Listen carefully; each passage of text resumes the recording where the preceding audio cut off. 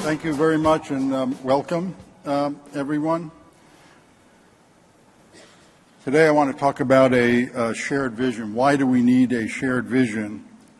Because it is the only way to really effectively deal with the climate crisis that we find ourselves in today. We spend about 90% of our time in buildings. In the U.S., buildings consume 48% of U.S. energy production. They're responsible for 45% of all our greenhouse gas emissions. More importantly, urban environments globally emit 75% of all greenhouse gas emissions. And that has global implications. You all know the number. The number is 350 parts per million CO2 in the atmosphere. That is the number where we have stable climatic conditions globally. There's the 350 parts per million line. This goes back to 1900. I'm going to put this in play. We've already passed 350 parts per million CO2 in the atmosphere. We're at 397 parts per million today. And if we keep on this path, that's what the graph will look like. The problem, as you all know, is burning fossil fuels. The left-hand line on the graph, the vertical line, was where we were, CO2 parts per million, at pre-industrial times, before the Industrial Revolution. So I'm going to put in play how much oil, gas, and coal we burned to date and how much that has moved that line over. So there's the 350 parts per million CO2 line. From 1750 to the present, that's how much coal, oil, and gas we burned. We passed the 350 threshold, and we're now at 397 parts per million CO2 in the atmosphere. Now I'm going to put into play how much conventional oil and gas we have left in the world, proven world reserves. So that's how much we have left to burn. Actually, conventional oil and gas cannot fuel very dangerous climate change because the climate keeps reabsorbing some CO2 every year. However, this is how much coal we have left to burn to move the line over to the right, global. This is how much tar sands, shale oil and gas, that's fracked oil and gas, we have that we can burn globally. These are our reserves.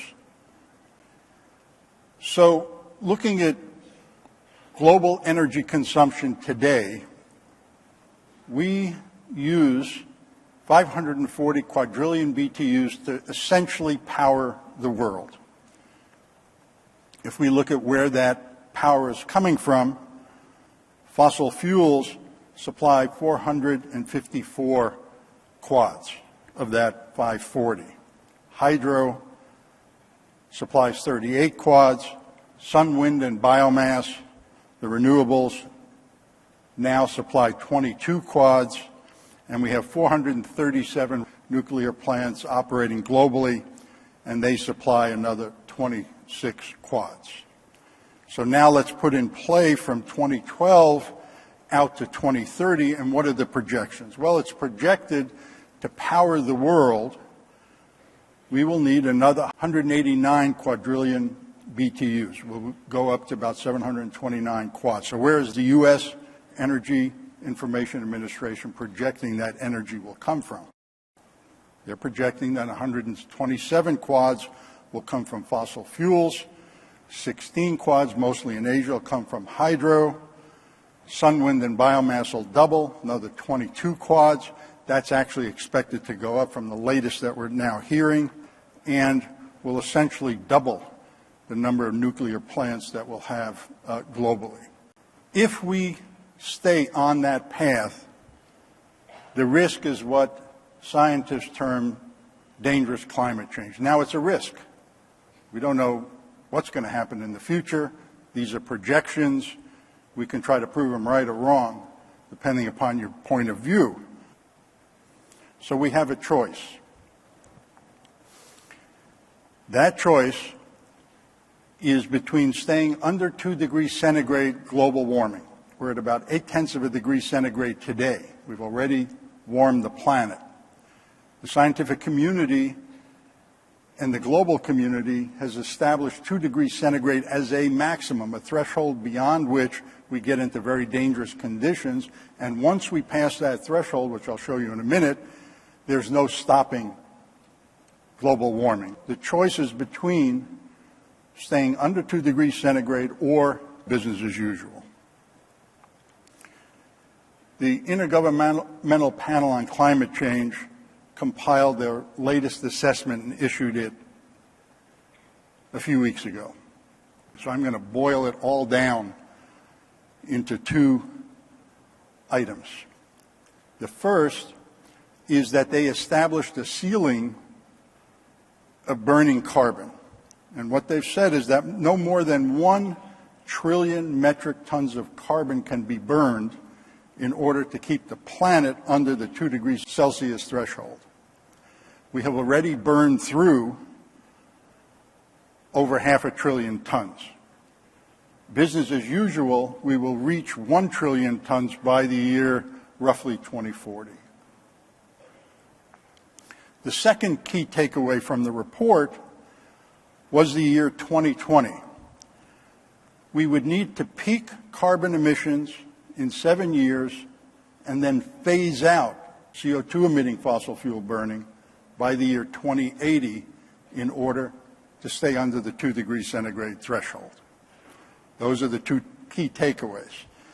And so we've created or recreated in a visual format what that all means from the IPCC report. So this is 1960 all the way out to 2100, and this is tons of carbon burned a year. In the year 2013, we're close to 10 billion tons a year burning.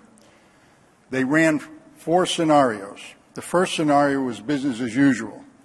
If we keep burning the way we're burning now, we will have burned by 2100 2.1 trillion tons, way over the 1 trillion ton benchmark. They call that the 8.5 pathway. If we peak in 2080 and then we begin to phase out fossil fuels, we'd still burn over the 1 trillion tons. They call that the pathway 6.0. They ran that scenario. Then they ran another scenario, peaking in roughly 2040, 2050, and then beginning to phase out fossil fuel burning, and that goes over the 1 trillion ton threshold to 1.2 trillion tons. And then they ran a 4th scenario called the 2.6 pathway, and that's peaking in 2020, phasing out CO2 emitting fossil fuel burning by 2080, and that gets us under the 1 trillion tons. So here's the 2 degrees centigrade line on the left-hand side, 1950 to 2200. We'll run the 4 scenarios, and this is what the temperature profile of the Earth looks like. Today we're at about 0.8 of a degree centigrade global warming. In scenario 1, where business as usual, we pass the 2 degrees mark probably by about 2040, and the planet keeps on warming. We run the second scenario, peaking in 2080, and we pass to 2 degrees mark about 2060, and the planet again keeps on warming. If we peak in 2040, 2050, at that time period, we still pass the 2 degrees Celsius mark, and the planet keeps warming. The only way to keep the planet under 2 degrees Celsius is by peaking in 2020 and phasing out fossil fuels by 2080. In that case, we don't reach 2 degrees Celsius, and the planet then begins to come back to its present-day conditions. Right after the IPCC came out, another group of scientists plotted what would happen, what the turnover point would be to when the planet surpassed, the temperature of the planet surpassed present day conditions. And what they said was that roughly by 2047, the coldest year after that would be warmer than the warmest year we've experienced in our lifetimes. And they have graphs for every point on the planet. This one shows this area right around Philadelphia, and it shows that by about 2050, the temperature in business as usual in red will leave what we know in terms of our lifetimes, so that the coldest year will actually be warmer than the warmest year we've ever experienced. And they've given the dates for that crossover, business as usual, for cities all around the world. So, how do we mitigate climate risk? And why do we need a shared vision? Well, today we have an opportunity. By 2030, we will build and tear down and rebuild about 900 billion square feet, or 84 billion square meters, of building in urban environments worldwide, essentially in cities worldwide. To give you an idea of the scale of the construction that is projected to go on in the next 17 to 20 years, 900 billion square feet is an area equal to all the buildings, our entire built environment in the U.S., 3.5 times over. That's how much construction will go on roughly in the next 2 decades. So we have an opportunity during this period to really reshape the built environment. Where's all that construction going to take place? 9% will take place in the Middle East of that 900 billion square feet, 9% in Latin America, India, 9%. Southeast Asia, other emerging economies will be responsible for about 12% of that. U.S. and Canada will be responsible for 15% of the 900 billion square feet, and obviously China will be huge. They'll be moving 350 million people, more than the entire population of the United States, between now and 2030 into new cities. What's fascinating is that China and the U.S. will be responsible for 53% of all construction going on in the next 2 decades. And all of our major firms are in China doing work. And that's critical, because we each influence what we do. And China has now a huge reason to really begin to reduce their emissions. They had to close down a city of 10 million people because of smog conditions due to coal-fired power plants. Have we made any progress? Well, we issued the 2030 challenge in 2006, getting us to carbon neutral by the year 2030 for all new buildings and major renovations. We issued a second challenge for existing cities, districts, buildings, getting to 50% reduction by 2030. We issued a third challenge called the Products Challenge, getting products, the embodied carbon and energy in products, down to 50% less than where they are today. Since that time, in 2007, the Energy Independence and Security Act was passed, calling for all new federal buildings and major renovations to get to carbon neutral by the year 2030. The American Institute of Architects immediately adopted the 2030 targets in 2006. AIA Seattle got together with Architecture 2030. They developed the AIA Plus 2030 professional education series, re-educating architects on how to meet the 2030 targets, and it's now running in 27 areas around the country. AIA also established the 2030 commitment so that hundreds of firms who sign up now benchmark their buildings and send the data into the AIA. California adopted the targets in their big, bold strategies, and by 2020, by code, they're moving to implement zero net energy for all new residential buildings and zero net energy for all new commercial buildings by the year 2030. And many product manufacturers, organizations, and architects have stepped up to the plate and adopted the 2030 challenge for products, committing to reduce the carbon footprint of the products they manufacture.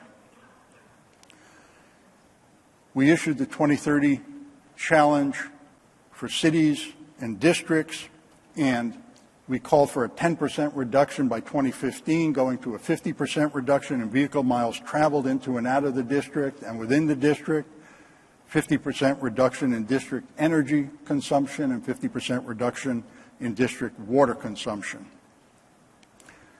Seattle started a district a number of years ago. It was the first one. Cleveland followed. Pittsburgh founded a district, and we have now a district in Los Angeles. Denver is getting ready to launch its district this next month, and so is Toronto. And we have interest in districts from cities all around the country. So this is where we were in 2002 when we discovered that the building sector was responsible for the majority of greenhouse gas emissions in the United States and globally. Metropolis picked it up, and we had the architects pollute issue. It was very controversial at the time, but the architecture community picked up the challenge. Right about that same time, the first Greenbuild happened in 2012. Rick Fedrizzi invited everybody down to Austin. A few thousand people showed up. So what's happened since that time? You can't even pick up a magazine today without talking about energy efficiency, sustainability, where we have to go, who's doing what. We now have, which we couldn't even talk about in 2002, 2003, 2004, zero net energy. We now have a magazine called Net Zero Buildings, and last month we had two national conferences, net zero energy conferences, one in California and one in Denver. And now we're all here at Greenbuild sharing this vision. How far have we come? In 2005, the entire U.S. building sector used about 40 quads of energy. By 2030, we were projected to need another 16 quadrillion BTUs, getting over 56 quadrillion BTUs. The building sector got a little more efficient from 2005 to 2006, and in 2007, building sector flattened out, and then they projected it to go again way up, but not as far. We were now under 54 quads. Then in 2009, late 2007, 2008, we had the recession. The building sector dropped, consumption dropped, and then the projections were way down. Half of that due to the recession, the other half to efficiency gains in design and application construction in the building sector. And now, with the economy built into the models, in 2011, energy consumption in the building sector flattened out and was expected to be flat out to about 2016 and then start a gradual rise. And now they just issued the 2013 projections, actual to about 2011, 2012, and then projected. And now that's where we are, almost flatlined. And then they projected out, if we use the best available demand technology, better insulation, better glazings, high-efficiency boilers, stuff we have off the shelf, if we incorporate that in buildings today, this is where we would be in 2030. Down another 8 quadrillion BTUs, just about meeting the 2030 challenge targets. So, when you hear all this talk about, oh, we can't do this, oh, we can't do that, it's going to cost this, it's going to ruin the economy, let me tell you how much money we've saved the American consumer from 2005 to today, out to 2030, how much they would have spent on energy, and how much they're now projected to spend on energy. And if they don't spend it on energy, where do they spend it? They spend it at the grocery store. They spend it on housing. They spend it on the babysitter. They spend it to send their kids to school. That money gets taxed and comes back into local coffers to build the roads and pick up the garbage. This is how much money the building sector has saved the American consumer from the projections in 2005 to the projections today. Business as usual today. We have saved the American consumer between now and 2030 over $4.5 trillion. And if we just incorporate best available demand technologies, we've got another $2 trillion savings to put back into local economies. If I would have stood up here at the 2002 Greenbuild and said, in 2013, we will have a market-based moratorium on any new power plant construction in the United States, you would have thought I was nuts. This is where we are today, folks. Our generating capacity is about 1,000 gigawatts. We're projected to drop below that point and not get back to needing 1,000 gigawatts until about 2025. That's the total generating capacity in the United States. So essentially, we might take down a plant here and put a plant up there, but we don't need any new generating capacity. It's projected in the business as usual case until 2025. Well, what if we keep on the track we're on and keep making our buildings more efficient? If we just make our buildings a little more efficient, meet Energy Star by 2016 in housing, and make our building shells only 25% more efficient between now and 2040, we don't need any new power plant capacity in the U.S. into the foreseeable future. And if we incorporate best available demand technology, we can reduce the power plant capacity needed in the U.S. by about 178 gigawatts. 178 gigawatts is equal to about 350 huge 500 megawatt power plants. So you see, all of a sudden, Duke Energy cancels 2 nuclear reactors that they were going to build in North Carolina. They just canceled 2 more in Florida. And they're closing down some of their coal plants. And these are the coal plants that are slated to be shut down in the U.S. over the next 9 years. So where are we in terms of the 2030 challenge targets we issued in 2006? This is what the curve looked like when we issued the targets. We would go up slightly at the 50% mark, and then when we implemented the 60%, 70%, 80%, 90% carbon neutral out to 2030, this is what the energy consumption in the building sector would look like. So now I'm going to put into play where are we today in reference to that line. We're ahead of the 2030 challenge targets. That doesn't mean we can be complacent. We can easily go back and pass the 2030 challenge lines. We've got to be vigilant and keep doing what we're doing and doing it better to keep under the 2030 challenge target line. Carbon emissions have hit their lowest mark since 1994, so we've dropped carbon emissions in the U.S. We've got to keep that up. Unfortunately, global emissions is still going up. So we need a global transformation. The key to that global transformation is sustainable and carbon neutral urbanization from here on out. So how do we get to carbon neutral? Well, getting to carbon neutral is a 2-step process. Step 1 is design and planning. Design and planning for resiliency and sustainability and low carbon design and zero net energy gets us 70 to 80% of the way there. We can design out 70 to 80% of the energy consumed by the built environment, if we know the information and have the tools. I call that the no-cost, low-cost option.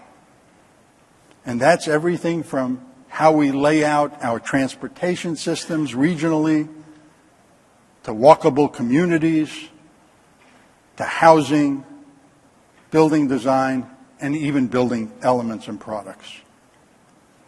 Step 2 is adding renewables. But now we don't have this huge mountain to climb, and renewables can play its rightful role in the building sector and in the built environment. And so step 2 is adding renewables to make up the other 20, 30%, everything from site solar to utility scale, wind, solar, hydro, and biomass. What about that first 70 to 80%? How do we get the information out? How do we understand what to do? For the past 3 years, Architecture 2030 has been looking at the built environment, everything from regional issues to buildings and building elements. And we've tried to identify as many elements as we could and generate global universal principles that are applied locally. And we've identified as many principles as we have to date, and then we've tied them all together into a language. And that language is called the 2030 Palette, and it goes live right now. It's at www.2030palette.org.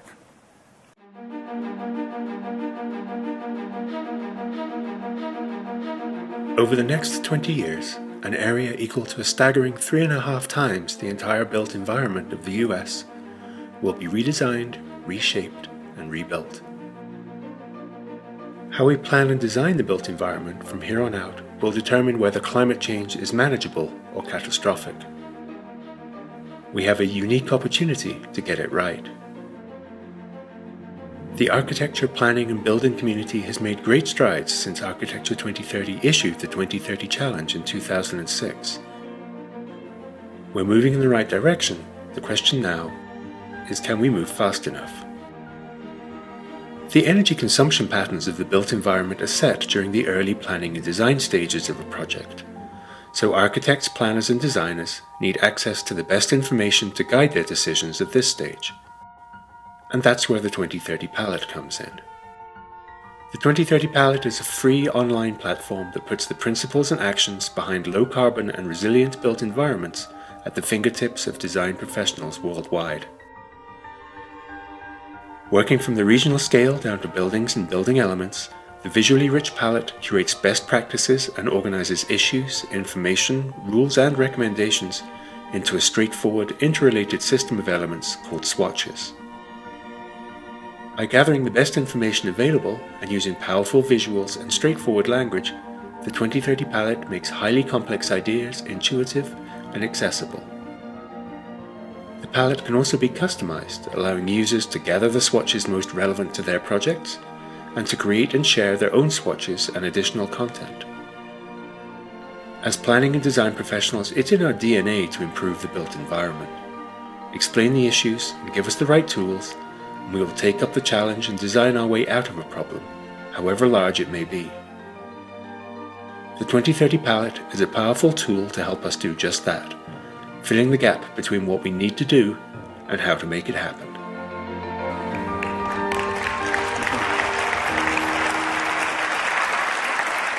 So I'm going to take you through just a little bit of the palette.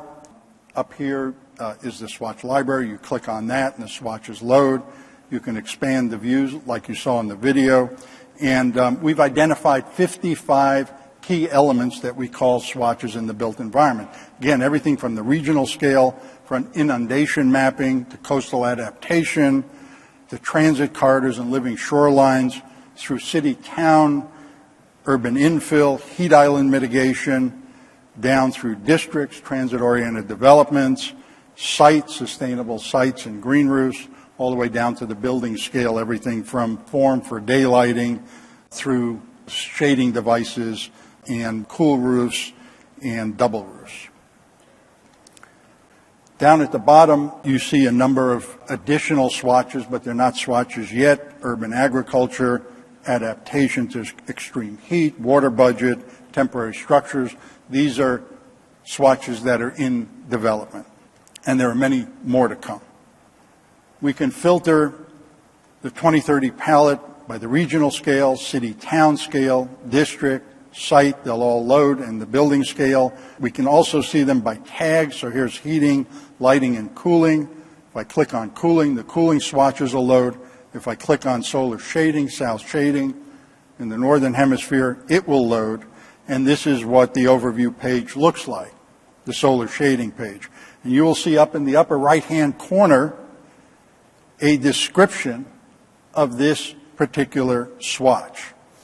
So it says, during the summer months, overhangs on the solar side or the south side of the building block unwanted direct sunlight from glazing, reducing cooling loads. Just below that is a rule of thumb that is essentially universal, but it's applied locally. So here in Philadelphia, we're at roughly 40 degrees, 39 degrees north latitude. So you'd look at this and it says the projection of the overhang should be about the third of the height of the opening at this latitude. If we just do that, we've reduced the cooling loads through all that glazing on the south side dramatically. We can then flip through images where that's been applied successfully all over the world.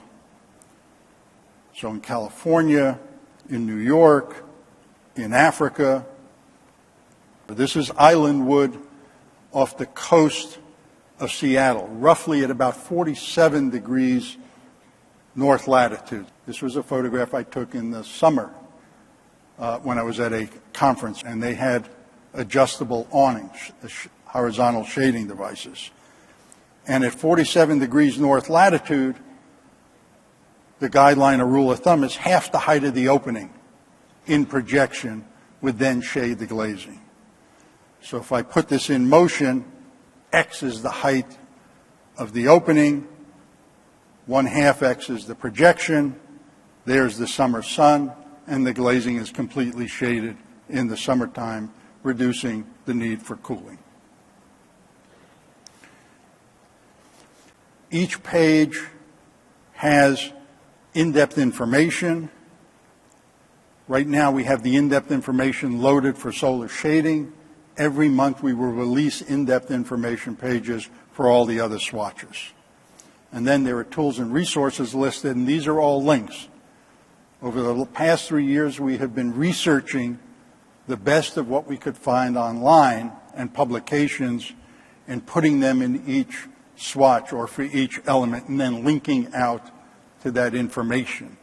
So we try to save you the time of trying to search for all this stuff, and we will be updating these lists as we go out in time.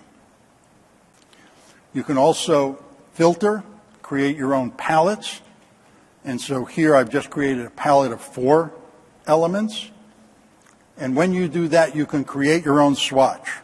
We've been asked by folks, can we do that? And we said yes, well, you can not only create your own swatch, but you can drill down and add information to a swatch, and then you can share it with whoever you want to share it with. So that brings me to why we're here today. We're here because of a shared vision. We all have that vision, otherwise we wouldn't be sitting here. If we share the 2030 palette, if we use it and share it, then we begin to create a bit of a movement. And if the people we share it with share it, we then begin to create a global movement, which is what we need right now. How we plan and design the built environment from here on out will determine whether climate change is manageable or catastrophic. So we need to really move this vision forward. Thank you all very, very much.